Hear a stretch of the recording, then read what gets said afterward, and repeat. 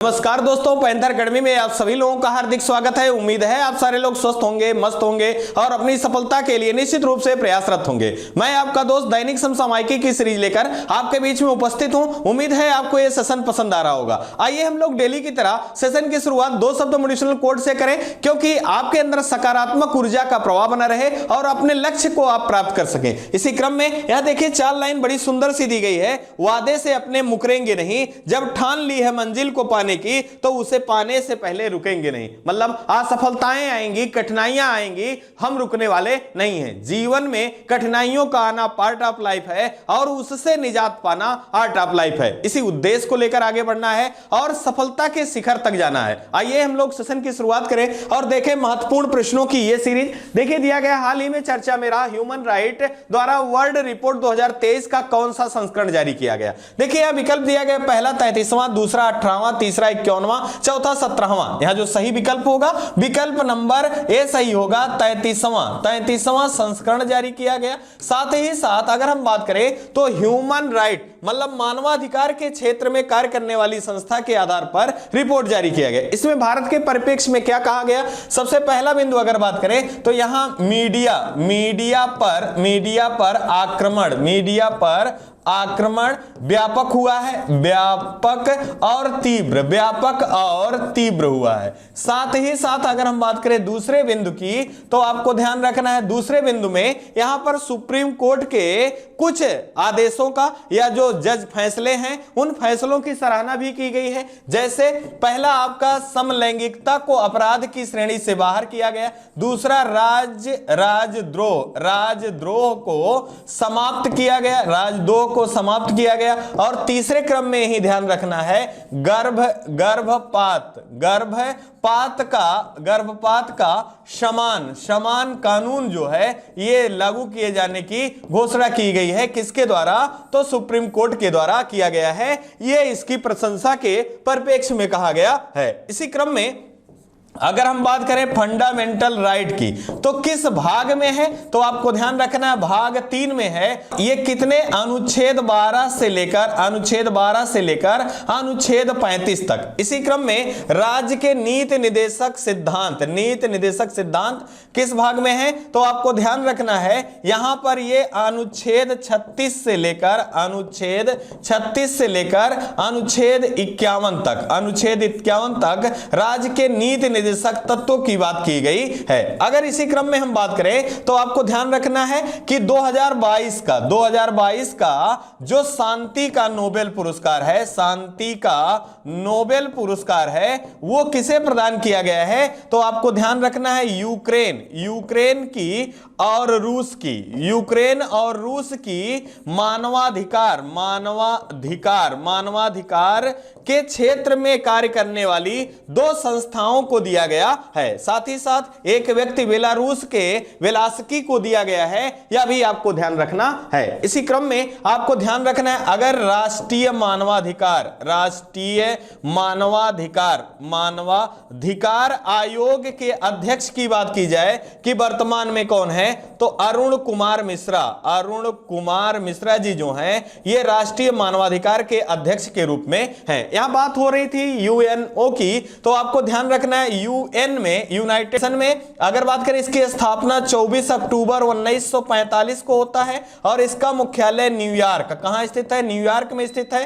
कितने भाग हैं? 6 भाग हैं और 6 भाषाएं यहां प्रयोग में लाई जाती हैं। साथ ही साथ इसी का एक भाग है मानवाधिकार आयोग, इसके अध्यक्ष नियुक्त किए गए हैं कौन? तो बोलकर तुर्क को नियुक्त किया गया है और यह मानवाधिकार को लेकर कार्य करने वाली संस्था के रूप में है। इसी क्रम में अगर हम बात करें कि विश्व अंतरराष्ट्रीय मानवाधिकार दिवस कब मनाया जाता है, तो प्रत्येक 10 दिसंबर को मानवाधिकार दिवस के रूप में मनाया जाता है। इसी क्रम में आप ध्यान रखेंगे यहां क्रम के बारे में, तो आप याद रखेंगे G20 देशों की जो 2023 की बैठक भारत में बुलाई जाएगी, यह क्रम कौन होगा? 18वां होगा। 17वां कहां किया गया था? तो इंडोनेशिया के बाली में। इसी क्रम में नौसेना दिवस कौन से क्रम का मनाया गया है अब की, और लोंगेवाला पराक्रम दिवस का कौन सा क्रम मनाया गया है, तो 51वां क्रम मनाया गया है, यह भी आपको याद रखना है। इसी क्रम में आप ध्यान रखेंगे 17वां प्रवासी भारतीय दिवस, प्रवासी भारतीय दिवस का कौन सा ये संस्करण था, 17वां था, और इसके मुख्य अतिथि कौन थे, तो आप ध्यान रखेंगे गुयाना के डॉक्टर इरफान अली राष्ट्रपति के रूप में, और आप सूरीनाम के राष्ट्रपति के रूप में चंद्रिका प्रसाद संतोखी थे, यह भी आपको याद रखना है। कहां आयोजित किया गया, तो मध्य प्रदेश के इंदौर में आयोजित किया गया, यह भी ध्यान रखेंगे। आइए रिवीजन की सीरीज को देख लें। हाल ही में हार्वर्ड यूनिवर्सिटी द्वारा किस पहली अश्वेत और दूसरी महिला को अध्यक्ष चुना गया, अत्यंत महत्वपूर्ण प्रश्न है। तो ये क्लाउडिन गे है, कौन है, क्लाउडिन गे हैं, पहली अश्वेत महिला के रूप में यहां नियुक्त की गई हैं, और दूसरी महिला के रूप में अगर बात की जाए तो दूसरी महिला के रूप में होंगी। यही पहली यूएसए के द्वारा पहली अश्वेत महिला जज के रूप में किसे नियुक्त किया गया है, तो केंटा जी ब्राउन जैक्सन होंगी। साथ ही साथ अगर सिख महिला की बात करें तो मनप्रीत सिंह जो है ये पहली सिख महिला के रूप में नियुक्त की गई है यूएसए में, यह भी ध्यान रखना है। अगला हाल में चर्चा में रहा मित्रों का समूह में कौन सा देश शामिल है, तो ध्यान रखेंगे बांग्लादेश है, मिस्र है, फ्रांस है, साथ ही साथ भारत है, और मोरक्को जो है, ये 5 देशों के समूह को किस नाम से जाना जाता है, मित्रों का समूह देश के नाम से जाना जाता है। यहां से भी प्रश्न पूछा जा सकता है। अगला देखें जानकारी क्या है, अगला है हाल ही में पहली बार वैश्विक इक्विटी कैपिटल मार्केट में शामिल होने वाला भारत का रैंक क्या है। अब यहां देखिए पहला दिया गया चौथी, दूसरा दिया गया 5वीं, तीसरा दिया गया 6ठी, और चौथा दिया गया 7वीं। यहां जो सही विकल्प होगा, पहली बार भारत 5वें स्थान पे पहुंचा है, कहां, वैश्विक इक्विटी कैपिटल मार्केट, या आप ऐसा कह सकते हैं शेयर मार्केट में पहली बार विश्व लेवल में भारत किस स्थान पे पहुंचा है, तो 5वें स्थान पे पहुंचा है। अब क्रम हम बात करें तो पहले स्थान पे चीन है, दूसरे स्थान पे यूएसए है, और तीसरे स्थान पे आपको याद रखना है जर्मनी है। साथ ही साथ चौथे स्थान पे कनाडा है, और 5वें स्थान पे कौन आ गया है, तो भारत आ गया है, यह भी ध्यान रखना है। बात हो रही है शेयर मार्केट की, तो टोटल कितना यहां निवेश है, तो आप ध्यान रखेंगे $16 बिलियन का निवेश पहली बार हुआ है शेयर मार्केट में। इसी कारण भारत 5वीं स्थान पर पहुंचा है यहां शेयर मार्केट के क्रम में। अगर हम बात करें यहां भारत के शेयर मार्केट के, तो आप ध्यान रखना है BSE जिसे बॉम्बे स्टॉक एक्सचेंज के नाम से जाना जाता है, और एशिया का सबसे पुराना स्टॉक एक्सचेंज कौन सा है, बॉम्बे स्टॉक एक्सचेंज है। इसकी स्थापना 1875 ईस्वी में होता है, और इसके सूचकांक को क्या कहते हैं, तो सेंसेक्स जो है इसके सूचकांक को कहते हैं। इसी क्रम में आप याद रखेंगे NSE नेशनल स्टॉक एक्सचेंज, अगर हम बात करें ये दूसरा है, और आप ध्यान रखेंगे कि इसके सूचकांकों को क्या कहा जाता है, तो निफ्टी, क्या कहा जाता है, निफ्टी कहा जाता है। अगर बात की जाए कि इन दोनों को रेगुलेट करने वाली संस्था कौन सी है, तो आप ध्यान रखेंगे सेबी जो है इन शेयर मार्केट की जो संस्थाएं हैं इनको रेगुलेट करती है। अगर हम बात करें सेबी की स्थापना की, तो 12 अप्रैल 1988 में इसकी स्थापना होती है, और किस अधिनियम के द्वारा, तो यह भी ध्यान रखेंगे अधिनियम 1992 के द्वारा। अगर हम बात करें सेबी की, तो पहली महिला अध्यक्षा के रूप में किसे नियुक्त किया जाता है, तो माधुरी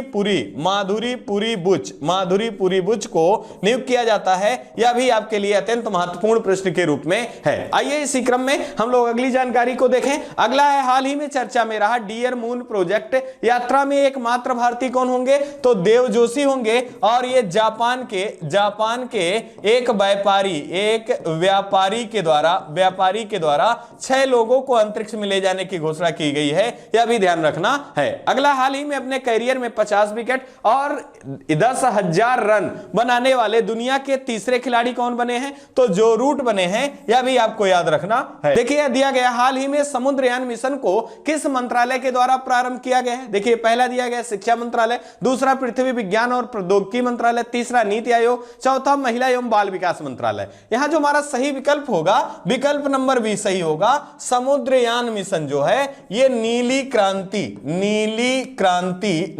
क्रांति के क्षेत्र में या मछली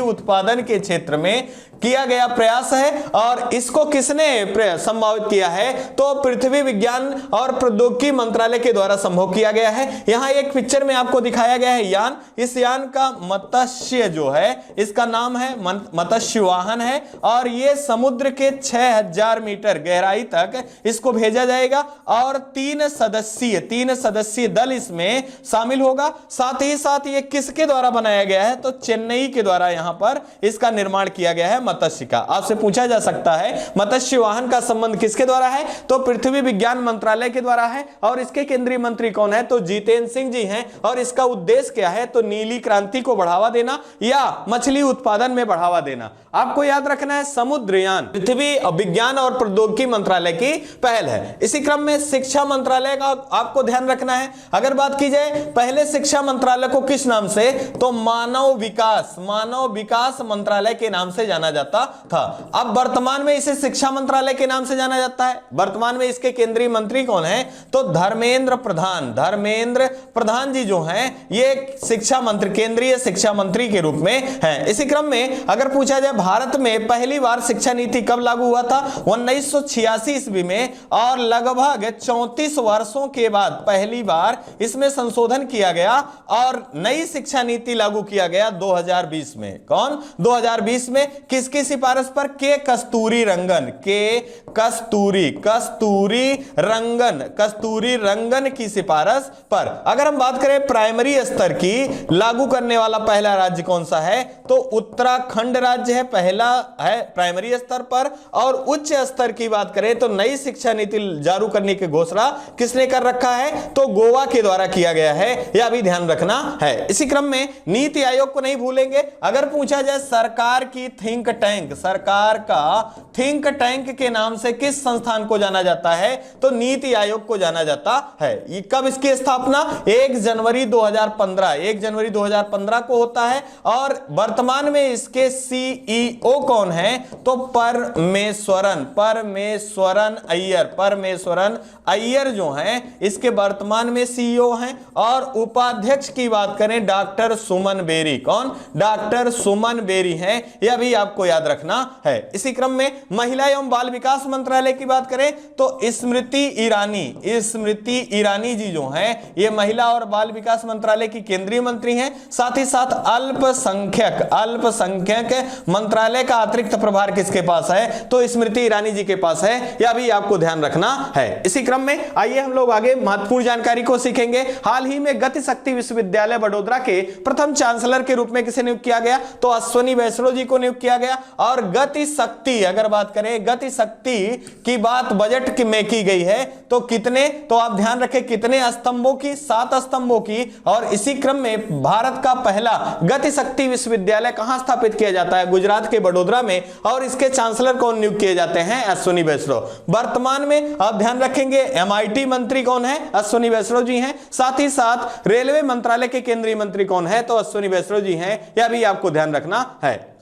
अगला है हाल ही में विश्व का पहला जिसने सेटकॉम स्पेक्ट्रम की नीलामी की घोषणा की है तो यह भारत के द्वारा किया गया है। इसका उद्देश्य क्या है? तो निवेश को बढ़ावा देना इसका मुख्य उद्देश्य है। इसी कारण सेटकॉम स्पेक्ट्रम की नीलामी की बात की गई है भारत सरकार के द्वारा। आइए अगले महत्वपूर्ण जानकारी को सीखेंगे। हाल ही में वरिष्ठ आईएएस अधिकारी शांति कुमारी को किस राज्य की पहली महिला मुख्य सचिव के पद पर नियुक्त किया गया? देखिए विकल्प दिया गया तमिलनाडु, दूसरा केरल, तीसरा उड़ीसा, चौथा तेलंगाना। यह जो सही विकल्प होगा हमारा तेलंगाना राज्य की पहली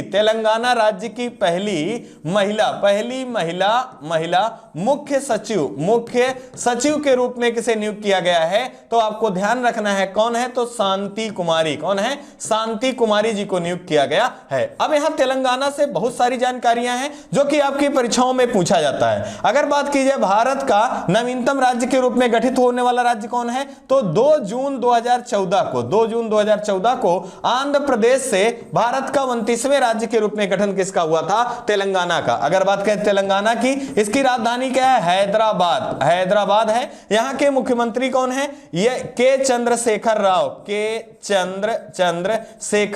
चंद्रशेखर राव जी जो हैं यहां के मुख्यमंत्री हैं, और तमिल साई सौंदरराजन जो हैं यहां के राज्यपाल हैं। यह भी ध्यान रखना है। इसी क्रम में आपको ध्यान रखना है, तेलंगाना में ही हुसैन सागर पूछा जाए, हुसैन सागर झील। हुसैन सागर झील कहां स्थित है? तो तेलंगाना में स्थित है। मृगवानी नेशनल पार्क किस राज्य में स्थित है? तो यह तेलंगाना राज्य में स्थित है। इसी क्रम में आपसे पूछा जाता है मेदराम जात्रा या बधुकम्मा फेस्टिवल, या इसी को फूलों का त्योहार के नाम से जाना जाता है। इसका आयोजन कहां किया जाता है? तो तेलंगाना राज्य में किया जाता है। अगर हम बात करें यहां हैदराबाद की, तो ये किस नदी के तट पर स्थित है? तो मूसी नदी के तट पर स्थित है। साथ ही साथ ऑपरेशन पोलो का संबंध किससे है? यह 1948 में चलाया गया था, और निजामों के द्वारा जिस पर, मतलब हैदराबाद जो कि निजामों के कब्जे में था, उसे भारत का अभिन्न हिस्सा बनाया गया था ऑपरेशन पोलो के आधार पर। यह महत्वपूर्ण जानकारियां हैं, आप इनको जरूर याद रखेंगे। आइए इसी क्रम में रिवीजन को पुनः हम देख लें। हाल ही में चर्चा में रहा भारत की सबसे लंबी एस्केप टनल का निर्माण कहां किया जा रहा है? तो जम्मू कश्मीर में किया जा रहा है। यह भी ध्यान रखना है। अगला हमारा है, हाल ही में दिल्ली एयरपोर्ट द्वारा किस विमान कंपनी को safety performer of the year 2022 का अवार्ड प्रदान किया गया? तो स्पाइस जेट है, इसको प्रदान किया गया है। यह भी आपके लिए अत्यंत महत्वपूर्ण प्रश्न के रूप में है। अगली जानकारी को देखें, हाल ही में किसके द्वारा फ्यूजिटिव डस्ट बनाने वाली साइटों के लिए नई धूल नियंत्रण प्रौद्योगिकी का आविष्कार किया गया? तो देखिए विकल्प दिया गया है, पहला केंद्रीय खान कोयला डिजाइन संस्थान, दूसरा ओएनजीसी, तीसरा आरईसी, चौथा राष्ट्रीय इस्पात निगम लिमिटेड। यहां जो सही हमारा विकल्प होगा केंद्रीय खान कोयला डिजाइन संस्थान के द्वारा यह इजाद किया गया है। और इसका उद्देश्य क्या है? तो प्रदूषण को कम करना इसका मुख्य उद्देश्य है। इसी क्रम में अगर हम बात करें अन्य संस्थानों की, तो हाल फिलहाल में काफी चर्चा में रही हैं। जैसे ओएनजीसी की बात करें तो भारत की महारत्न कंपनियों की संख्या कितनी है? टोटल 12 है। तो 12वीं कौन है? तो आरईसी है। और 11वां कौन है? तो पावर फाइनेंस कॉर्पोरेशन जो है 11वां है। इसी क्रम में ओएनजीसी चर्चा में इस कारण था कि यहां की पहली महिला अध्यक्षा के रूप में किसे नियुक्त किया जाता है? तो आपको ध्यान रखना है कि यहां की पहली महिला अध्यक्षा के रूप में अलका मित्तल, कौन? अलका मित्तल को नियुक्त किया जाता है। और वर्तमान में अब किसे नियुक्त किया गया है?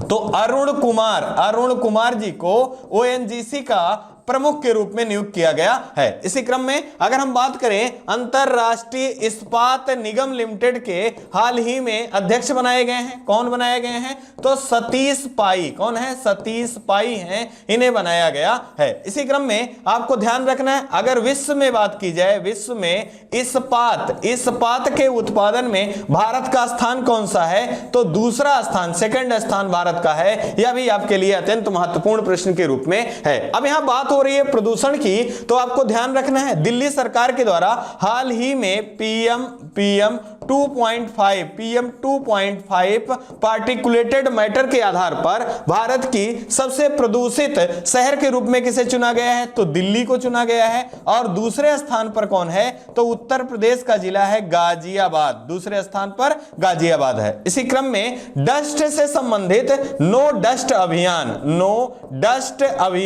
डस्ट अभियान हाल ही में किसके द्वारा प्रारंभ किया गया था? तो दिल्ली सरकार के द्वारा नो डस्ट अभियान प्रारंभ किया गया था। अगर हम बात करें अन्य महत्वपूर्ण जानकारियों के रूप में तो हरियाली योजना भी कहां से प्रारंभ की गई थी? तो यह केंद्र सरकार की योजना है या भी दिल्ली से प्रारंभ की गई थी? इसका भी मुख्य उद्देश्य क्या है? तो आपको ध्यान रखना है प्रदूषण को कम करना। इसी क्रम में आपको ध्यान रखना है स्टॉकहोम समझौता कब किया जाता है? तो 5 जून 1972 में स्टॉकहोम समझौता किया जाता है। किसके लिए? तो पर्यावरण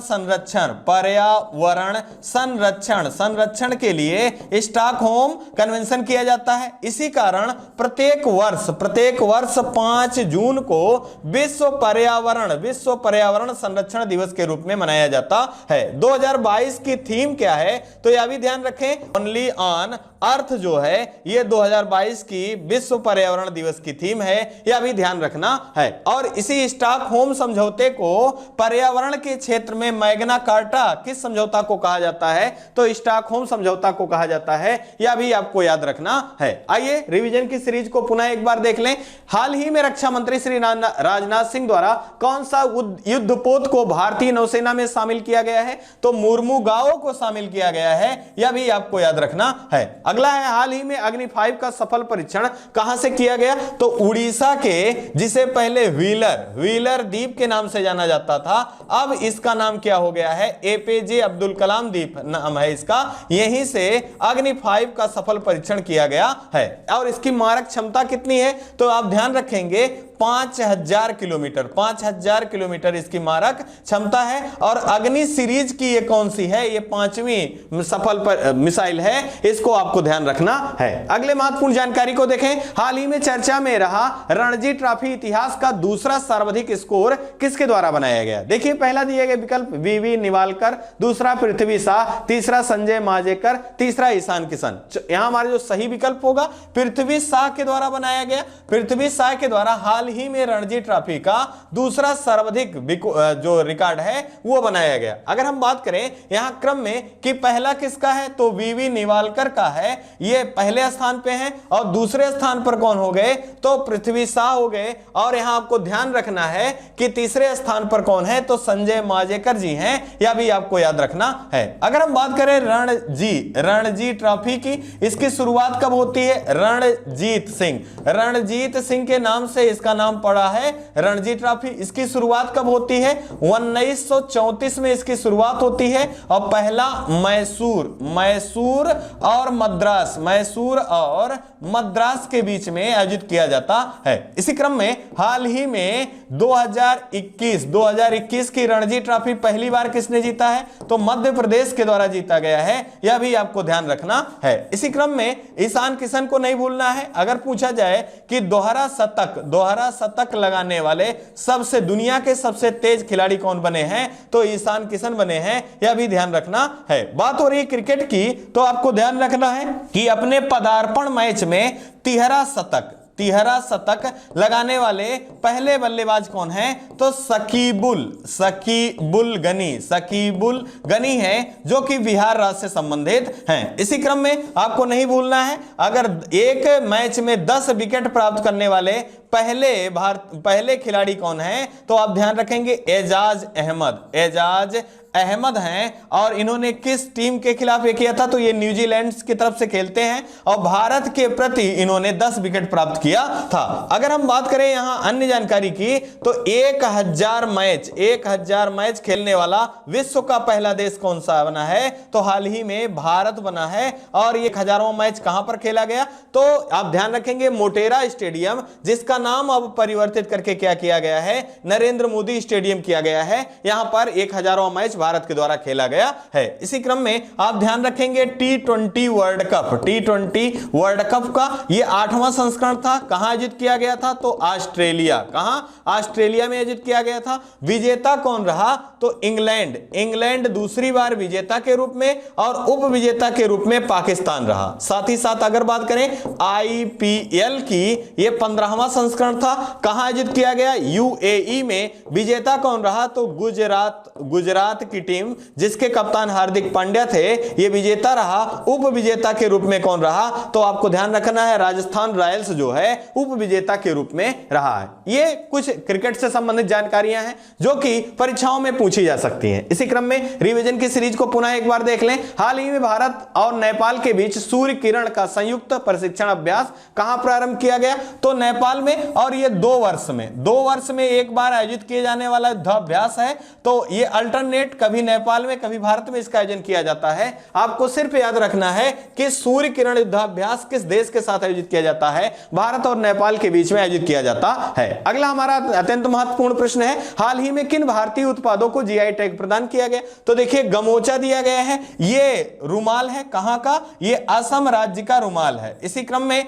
अगर बात करें तंदूर की, तो तेंदूर रेडग्राम, ये कहां से संबंधित है? ये तेलंगाना राज्य से संबंधित है। अगर बात करें खुबानी की, तो ये लद्दाख राज्य से संबंधित फल है। और सफेद प्याज की बात करें तो ये अलीपुर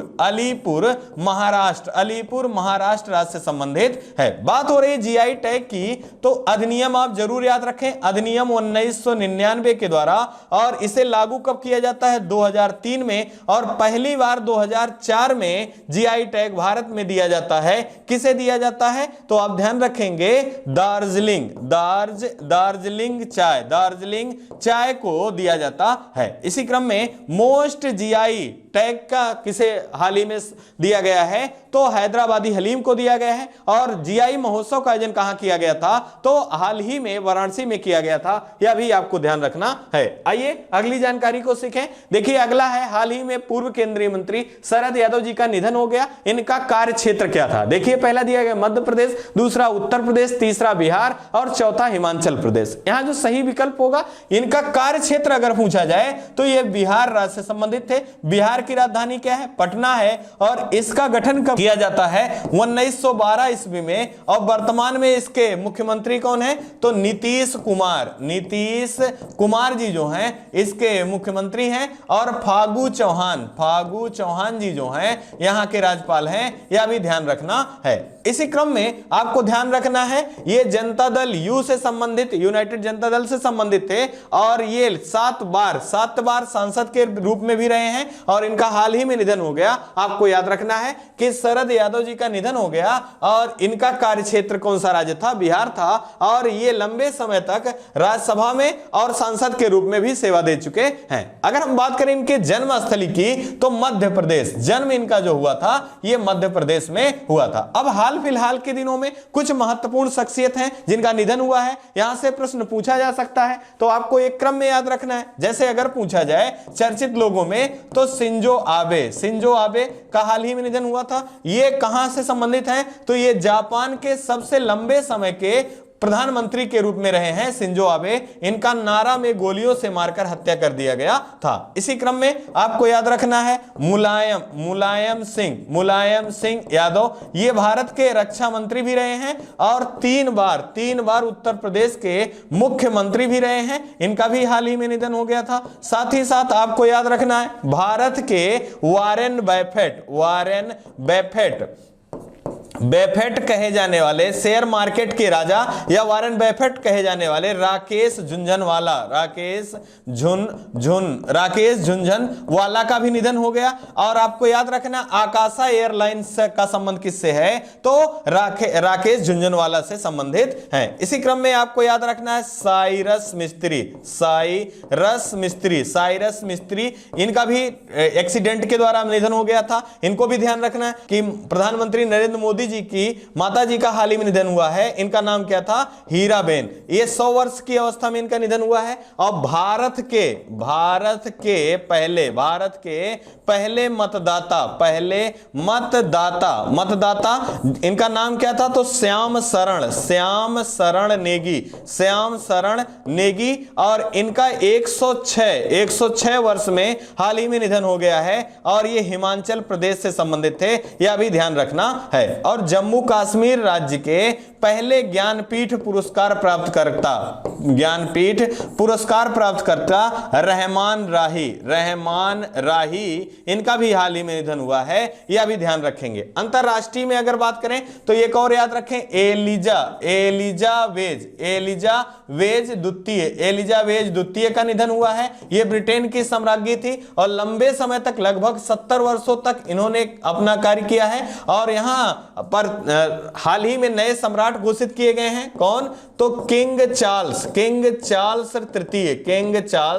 तृतीय को ब्रिटेन का नया सम्राट घोषित किया गया है। ये कुछ महत्वपूर्ण निधन है जो कि आपकी परीक्षाओं में पूछे जा सकते हैं, आप इनको जरूर याद रखेंगे। आइए इसी क्रम में हम लोग रिवीजन को पुनः देख लें। हाल ही में चर्चा में रहा संयुक्त राष्ट्र के द्वारा भारत की किस योजना को 10 पुनर्जीवित प्राकृतिक कार्यक्रमों में शामिल किया गया? तो नमामि गंगे योजना जो है इसको शामिल किया गया है और ये 2014-15 में प्रारंभ किया गया है, इसको भी ध्यान रखना है। अगला, हाल ही में भारत और कजाकिस्तान के मध्य काजिंद युद्धाभ्यास का आयोजन कहां किया जाएगा? तो मेघालय के उमरोई में किया जाएगा, इसको भी आप ध्यान रखेंगे। आइए अगले महत्वपूर्ण जानकारी को सीखें। देखिए अगला है, हाल ही में 15वां FIH हॉकी विश्व कप 2023 का आयोजन कहां किया गया? तो देखिए विकल्प दिया गया है, पहला हरियाणा, दूसरा उत्तर प्रदेश, तीसरा उड़ीसा, चौथा मध्य प्रदेश। यहां जो सही विकल्प होगा हमारा विकल्प नंबर सी सही होगा, उड़ीसा। अगर बात करें उड़ीसा की तो आपको ध्यान रखें यहां की राजधानी क्या है?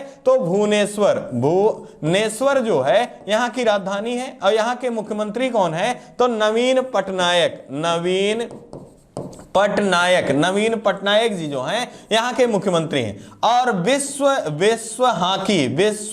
हॉकी कप का आयोजन 2023 में कहां प्रारंभ किया गया है? तो यह ध्यान रखेंगे ये 13 जनवरी से प्रारंभ किया गया है। उड़ीसा के 2 स्टेडियम अत्यंत महत्वपूर्ण है। पहला याद रखेंगे कलिंगा स्टेडियम। कौन? कलिंगा स्टेडियम। और दूसरा जो नवनिर्मित है इसका नाम है बिरसा मुंडा स्टेडियम में इसका आयोजन किया जा रहा है। अगर हम बात करें कि यहां पर टीमें कितनी भाग कर रही हैं तो 16 टीमें भाग कर रही हैं। और सबसे अच्छी बात यह है कि आगाज भारत के पक्ष में रहा है। भारत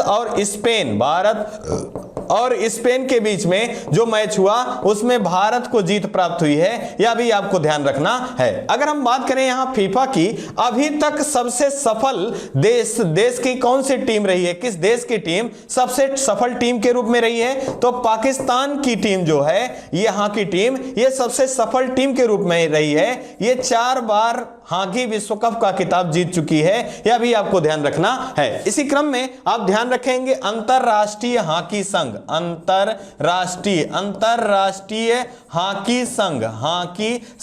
के हाल ही में अध्यक्ष नियुक्त किए गए हैं। कौन है? तो डॉक्टर तैयब अली जी को अंतरराष्ट्रीय हॉकी संघ का अध्यक्ष नियुक्त किया गया है। इसी क्रम में भारतीय हॉकी संघ की बात करें, इसके अध्यक्ष चुने गए हैं। कौन चुने गए हैं? तो दिलीप टर्की हैं। यह भी आपके लिए अत्यंत महत्वपूर्ण प्रश्न के रूप में है।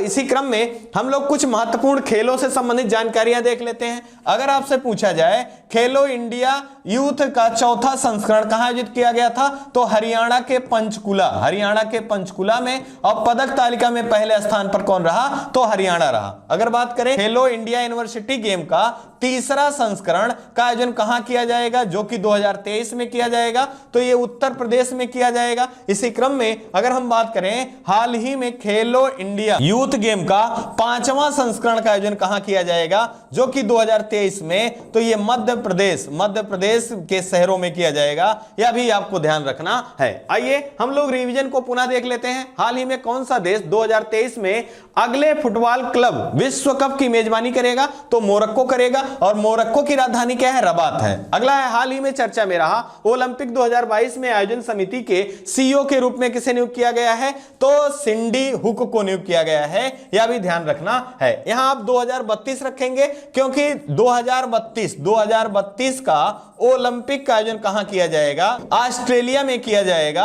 आपको याद रखना है। इसी क्रम में जो ओलंपिक हुए हैं उनका क्रम याद रख ले। अगर बात करें 32वां का, तो 32वां का आयोजन कहां किया गया था? जापान जापान की राजधानी टोक्यो में। इसी क्रम में 33वां की बात करें तो फ्रांस की राजधानी पेरिस में की जानी है। साथ ही साथ अगर 34वां की बात करें तो ये आप याद रखें 2022 में आयोजित किया जाना था, और अगर इसको देखें 2020 में, ये 2024 में आयोजित किया जाएगा। साथ ही साथ इसको देखें तो 2028 में और यूएसए के लॉस एंजल्स में, और 35वां जिसकी बात हो रही है ये 2032 में आयोजन किया जाएगा, जो कि कहां, ऑस्ट्रेलिया में किया जाना है। इनको जरूर याद रखेंगे। इसी क्रम में आप ध्यान रखेंगे आईओसी अंतरराष्ट्रीय ओलंपिक संघ, इसकी स्थापना कब होती है तो आप ध्यान रखें 24 जून 1894 ईस्वी में इसकी स्थापना की जाती है। इसी कारण प्रत्येक 24 जून को क्या मनाया जाता है, अंतरराष्ट्रीय ओलंपिक दिवस मनाया जाता है। अगली जानकारी को देखें, हाल ही में चर्चित पुस्तक जादूनामा के किसके द्वारा लिखा गया है। देखिए पहला दिया गया शशि थरूर, दूसरा अरविंद मंडलोई, तीसरा सी रंगराजन, चौथा संजीव सान्याल। यहां जो सही होगा यह विकल्प नंबर 20 सही होगा, अरविंद मंडलोई के द्वारा लिखा गया है। यह किस पर आधारित है तो देखिए यहां जावेद अख्तर जी दिख रहे हैं, तो इन्हीं के जीवन पर आधारित है, और ऐसा कहा जाता है कि इनका बचपन में नाम जादू था, और इन्हीं से संबंधित पुस्तक जादूनामा है, जिसके लेखक कौन है, अरविंद मंडलोई है। इसी क्रम में शशि थरूर को नहीं भूलना है, इनके द्वारा एक पुस्तक है एन इरा ऑफ डार्कनेस, जिसके कारण अंग्रेजी भाषा का साहित्य अकादमी पुरस्कार भी इनको दिया गया है। साथ ही साथ सी रंगराजन के बारे में बात करें तो डायाफ्राम नाम की एक बुक हाल ही में जारी किया गया था, और ये भारत के 19वें गवर्नर के रूप में भी सेवा दे चुके हैं। और संजीव सान्याल की बात करें तो रिवोल्यूशनरी हाल ही में इनकी एक प्रसिद्ध बुक आई है। ये भारत के अर्थशास्त्री के रूप में भी रहे हैं, इनको भी ध्यान रखना है। अब बात हो रही है किताबों की, तो आपको कुछ महत्वपूर्ण किताबें हैं। जैसे अगर पूछा जाए महाबली किसकी पुस्तक है तो आप याद रखेंगे असगर वजाहत की बुक है। कौन सी, महाबली। इसी के लिए 31वां व्यास सम्मान किसे दिया गया है, असगर वजाहत को। अगर हम बात करें मैं तो यहां हूं, यह ध्यान रखेंगे 31वां सरस्वती सम्मान रामदरस मिश्रा को दिया गया है, और इनकी प्रसिद्ध पुस्तक का नाम क्या है, मैं तो यहां हूं। इसी क्रम में आपको ध्यान रखना है साहित्य अकादमी पुरस्कार हाल ही में दिया गया है तुमड़ी के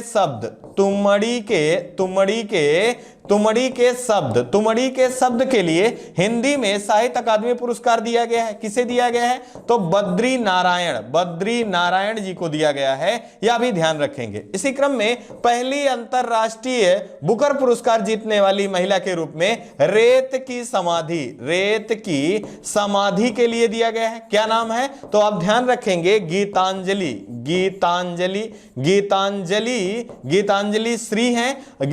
श्री हैं, और ये अंग्रेजी अनुवाद किसके द्वारा किया गया था तो ड्रेजी रॉकवेल के द्वारा, और इसका नाम रखा गया था the Tom of the sand. ये महत्वपूर्ण पुस्तकें हैं, आपको जरूर याद रखना है। आइए इसी क्रम में रिवीजन को एक बार पुनः देख लें। हाल ही में पीएम कौशल कार्यक्रम का नाम बदलकर क्या कर दिया गया है तो प्रधानमंत्री विरासत का संवर्धन नाम किया गया है, यह भी ध्यान रखना है। भारतीय महिला हॉकी टीम ने FIH नेशंस का खिताब किसने जीता है तो स्पेन के द्वारा जीता गया है। स्पेन की राजधानी क्या है, मैड्रिड जो है स्पेन की राजधानी है, आपको याद रखना है। इसी क्रम में इस सेशन के लास्ट प्रश्न को हम लोग देखें। हाल ही में चर्चा में रहा भारत जापान पर्यावरण सप्ताह का उद्घाटन किस शहर में किया गया। देखिए पहला दिया गया चेन्नई, दूसरा कोलकाता, तीसरा वाराणसी, चौथा नई दिल्ली। यहां जो सही विकल्प होगा हमारा विकल्प नंबर डी सही होगा, नई दिल्ली में इसका आयोजन किया गया है। अगर हम बात करें तो भारत जापान की, तो यहां ध्यान रखेंगे पर्यावरण मंत्री, भारत के केंद्रीय पर्यावरण मंत्री कौन है तो भूपेंद्र सिंह यादव जी ये भारत के पर्यावरण केंद्रीय मंत्री हैं, और जापान के पर्यावरण मंत्री के बीच में पर्यावरण के क्षेत्र में उत्कृष्ट कार्य के लिए समझौता ज्ञापन किया गया है। इसी क्रम में आपको ध्यान रखना है, अगर बात की जाए जापान की तो यहां से बहुत सारे महत्वपूर्ण प्रश्न पूछे जाते हैं। जैसे अगर यहां की राजधानी की बात की जाए तो जापान की राजधानी टोक्यो है, और यही चौथा क्वाड देशों की बैठक बुलाई गई थी। जापान के वर्तमान में अगर मुद्रा की बात की जाए क्या है तो जापानी एन, जापानी एन जो है यहां की मुद्रा है। और यहां के वर्तमान में प्रधानमंत्री कौन है तो फूमियो कसीदो जो हैं ये वर्तमान में जापान के प्रधानमंत्री के रूप में हैं। इसी क्रम में जापान से द्वीपों से प्रश्न पूछा जाता है, तो आप एक क्रम याद रखें उत्तर से दक्षिण के क्रम में। तो सबसे पहले होक्काइडो है,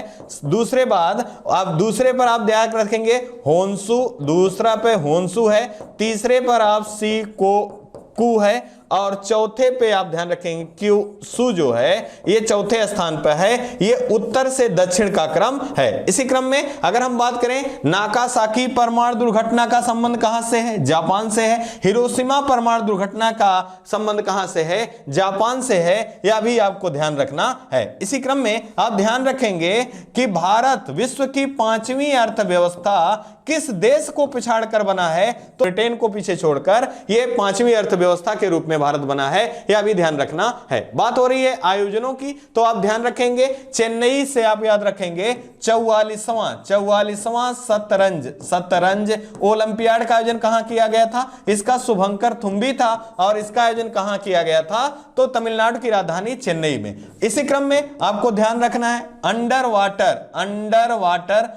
वाटर मेट्रो सेवा कहां प्रारंभ की जाने की घोषणा की गई, कोलकाता में। कोलकाता किस नदी के तट पर स्थित है, हुगली नदी के तट पर स्थित है। यह भी ध्यान रखेंगे। वाराणसी की बात करें एससीओ के द्वारा पर्यटन राजधानी के रूप में किसे चुना गया है तो वाराणसी को। और हाल ही में चर्चा में रहा है, आपको याद रखना है जीआई महोत्सव का आयोजन कहां किया गया था तो वाराणसी में।